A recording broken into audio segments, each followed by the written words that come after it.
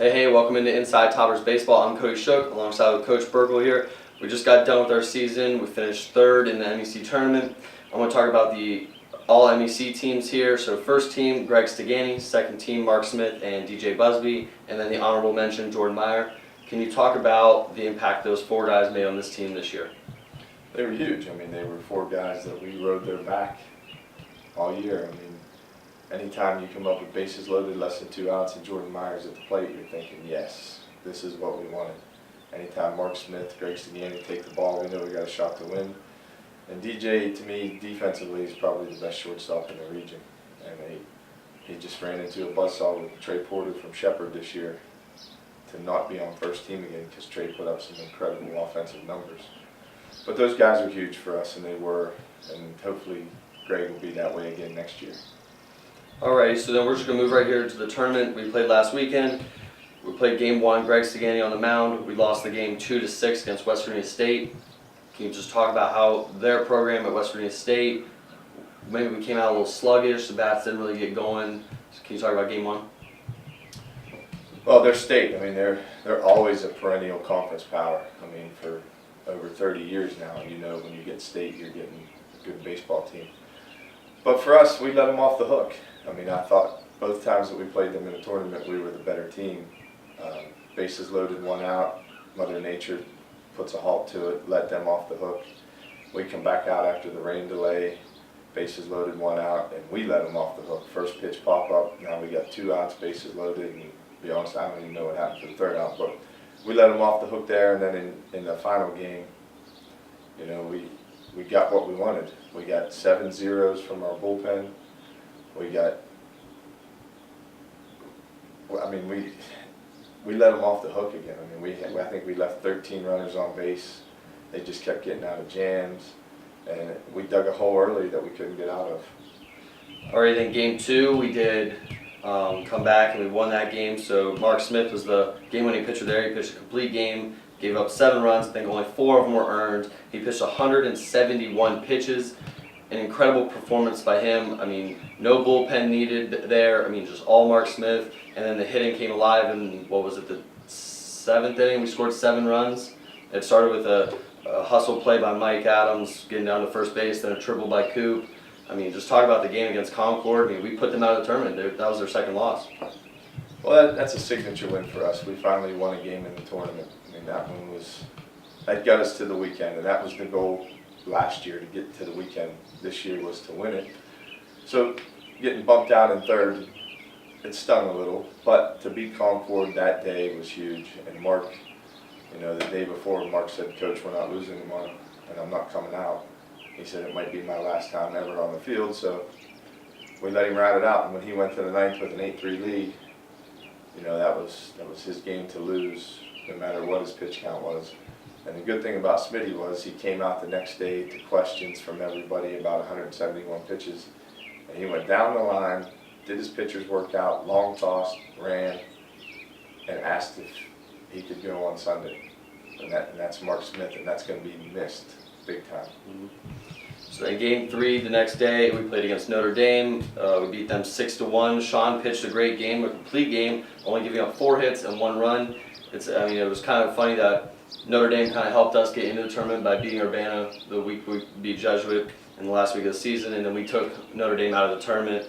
Just talk about the game that we played against them. I mean, their program up at Notre Dame, we always play them tough. That's kind of like a rivalry type thing.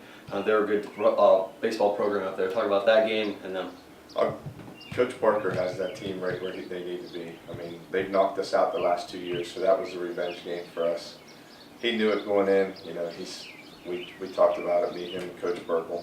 And you know, the pitching performance we got from Sean was huge. You know, we've been waiting to see that all year, where he just controls the game and not giving up free bases. So I'm proud of him for finally stepping up. It took 53 games. In the last 4 weeks of the season, Sean's been pretty good for us. So it's just a matter of getting the rest of the guys to get where Sean is. Mm-hmm. So then game 4 we did lose. That was the Saturday, the night game. It was getting kind of cold. We just lost it early. I think giving up 5 in 3 innings, correct?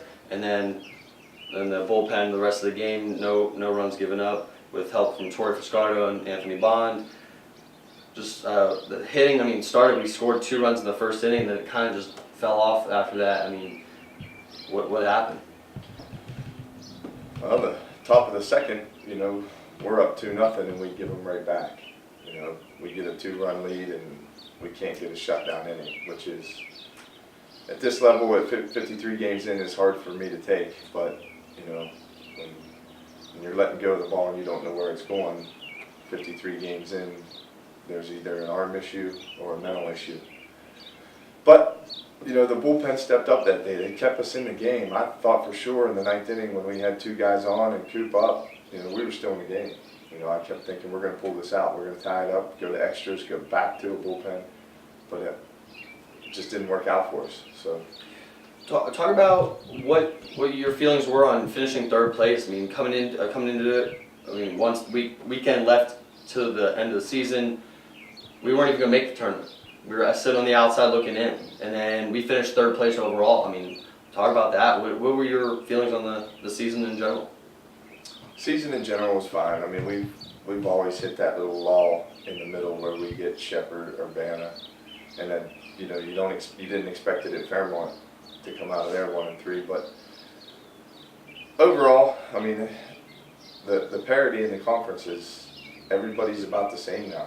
I mean, our Northern Division with that last day on Sunday, there were three teams fighting for 1 spot. So that's the way it's supposed to be. That's baseball at its best. But getting knocked out in 3rd, I really wanted a shot at Shepherd. Pitching was getting low. Our pitching staff was built for a tournament like that, so we knew we were okay, but we just didn't get to Sunday. And now the AllTournament team from the 4 games we played, Mike Adams really showed himself as DH, went 7 for 13, 4 doubles, 4 RBIs, and 2 runs scored. At a hitting standpoint, I mean, he kind of led the team in the 5-hole, just did a great job. Mark Smith got on the team, the AllTournament team from his complete game, 9 innings, 3 Ks, 171 pitches, and 400 runs. Talk about those guys and what the impact that they had on this tournament. Mike's been in the 4-hole. So your research is wrong again. But Mike's that guy in our lineup that never went into a slump. He may have had his 0 for 3 day, but he hit the ball hard all year. And Mike stepped up this year. And, last year Mike had the injury and got shut down, so we never really got to see what he had. But this year, I mean, from game 1 to game 53, Mike was swinging the bat. And it's hard to come to the ball field every day and know you're just going to swing a bat. But Mike handled it well, and Mike succeeded. I mean, he had success as a DH in the 4-hole, and that's tough to do in this conference. And he did well. I'm proud of him. All right, so now the tournament's over, season's over. We finished the season 29-25. Talk about, I mean, we got close to 30 wins. I mean, if we would have won the West Virginia State game, we're at 30 wins, kind of our goal there. 29-25, you're only 4 games over 500. We played a lot of games. Can you talk about that record, maybe what we're going to improve on that? I don't know, it doesn't sound too good to me, 29-25, but still made the tournament, still finished 3rd place.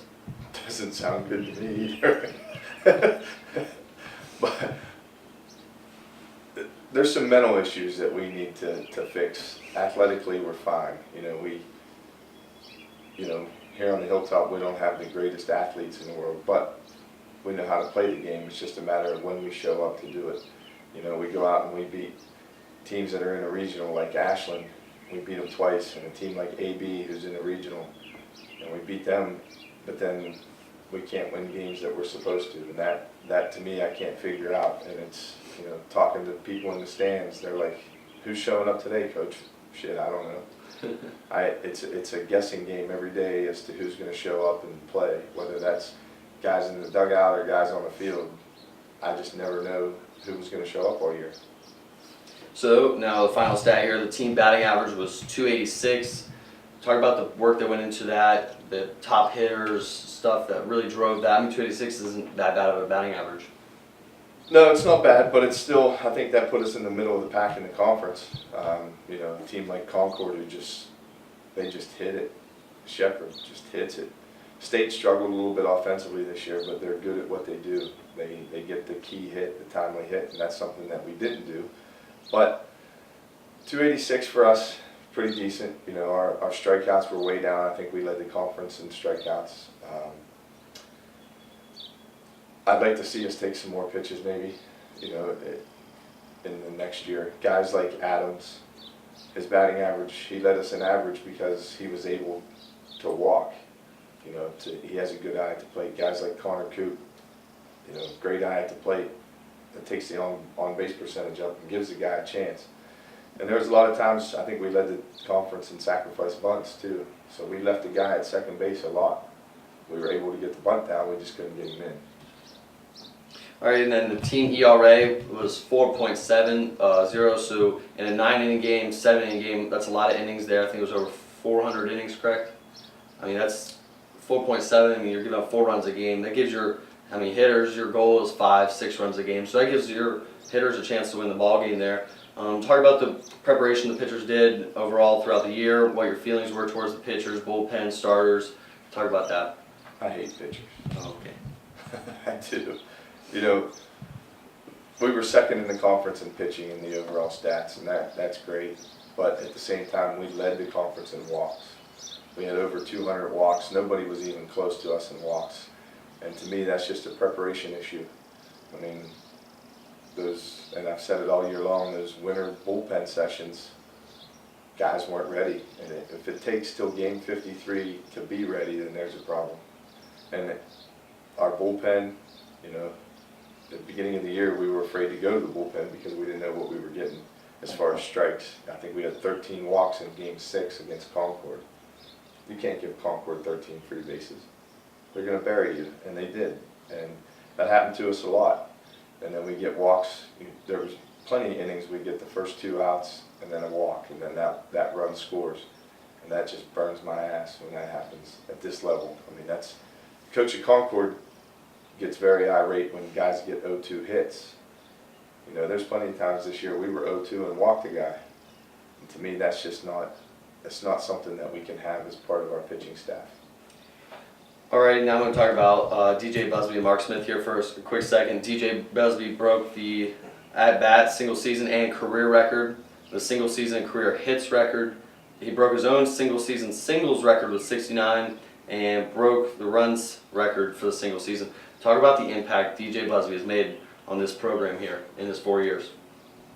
Oh, it's been huge. Offensively, DJ's a freshman, had 30 hits, you know, and then this year I think he ended with 75, a new school record. So, I mean, I've always said this, that freshmen can't hit at this level the first year. It takes some time. You know, 92 the changeup is going to change some feelings about the offensive side for a young kid. But DJ figured it out, and not only offensively but defensively. I mean, you know, he's going to be missed holding the runner at second base. He gives our outfielders a chance every time that somebody else has a runner on second. And, you know, he had 13 errors, but a lot of those are balls that most people don't get to. I mean, the kid can play the game. Mm-hmm. All right, then Mark Smith broke the career wins record here at West Liberty with 24, getting one in the tournament, and then the one at Jesuit. And then Mark also leads the country in complete games with 10. We talk about him every week. Talk about him one more time. Mark Smith, what has he meant to the program this season? Just talk about Mark Smith. Smitty's that kid that I'd love to have 4 of him on the weekend. I mean, he just battles you. Him and a kid from Notre Dame, Jake Welch. I mean, they're warriors. I mean, when they get the ball, they're not giving it up without a fight. And in that last game that Smitty threw in the 7th inning, we sent Sean Perry to the bullpen, and Smitty heard us on the mound and said no. So I mean, there was, you know, he's a senior. He's been that guy since he's been a freshman. I mean, his first start as a freshman was because a senior screwed up that day, and ever since then, Smitty hasn't looked back. I mean, 24 career wins, sets a new school record. I mean, the kid's a warrior, and I'd love to have him back in any capacity.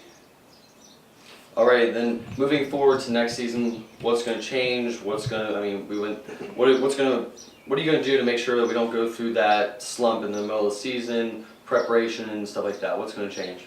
Slumps happen. I mean, they're going to happen. Not the Shepherds. Yeah, it happened in Game 4 against us. But, you know,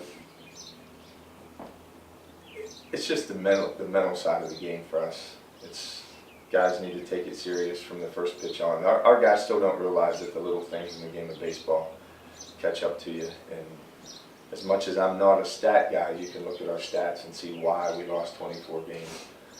So changes for next year, there's not many. I mean, there's probably going to be some personnel issues. Some guys are going to realize I can't play at this level and hopefully pack it in. One kid has already come and said, you know, do you want me in your program? And my answer was, I recruited you, but you need to be able to play at this level. You see the competition now. You see that guys are 6'2", 185 in there in the weight room. And our guys need to start taking the weight room serious, their preseason workout serious, their summer workout serious. There's some guys that need to dump some poundage, you know, so if they're not willing to put that time in, then I don't know that they'll be effective for us. It may be a long year either in the dugout or watching from the stands. So we'll see what happens. I mean, guys, it's in their court now, so we'll see if they put the work in and they're willing to commit to the program. If not, we'll find somebody else that will. Alrighty, well, that'll do it for this episode of Inside Toppers Baseball. Be sure to follow us on Twitter @ToppersBaseball for live updates on games, and we'll be posting new YouTube videos.